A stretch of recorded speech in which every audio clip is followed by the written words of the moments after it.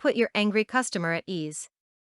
Having to deal with angry and upset customers is by far one of the worst responsibilities we must face on a day-to-day basis in the world of sales and business. However, this responsibility, like so many others we must face on a daily basis, just comes with the territory. Customers become angry for all sorts of reasons. Some are legitimate reasons. Some are not. In any event, it is our job to defuse the situation.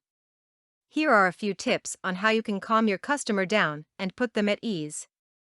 1. Give them your hand to shake. When I was in the banking industry, I worked many years as a branch manager. A customer's body language would speak volumes as they approached my office.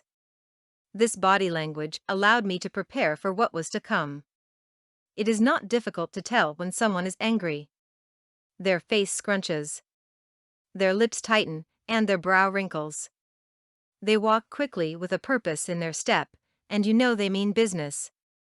My reaction to this type of body language was to reach out my hand to them as an offering of peace. I did this before they had an opportunity to start venting their anger. I would then calmly introduce myself and ask how I could be of help to them.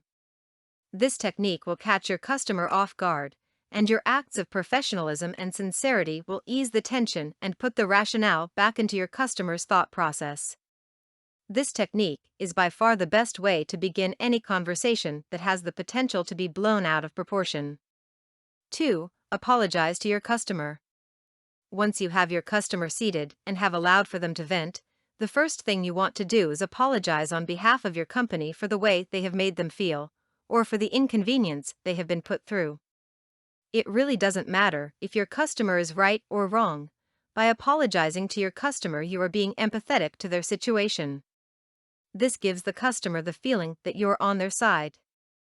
Remember, when a customer has an issue, what they want more than anything else is for someone to listen to their problem and have an understanding of where they are coming from.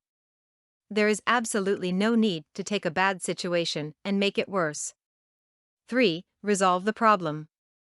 The last and final thing you want to assure your customer is that the problem will be resolved, or at the very least, the problem will not happen again. To leave a problem unresolved and your customer hanging will only lead to more confrontations and wasted time down the line. Remember, when time is wasted, money is wasted. Again, putting out fires on a daily basis comes with the territory. The sooner you put out the fires, the better. Never take a customer complaint personally.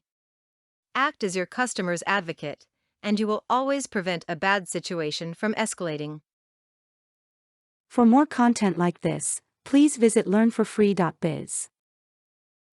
Content produced and distributed by AllSuperInfo. All rights reserved.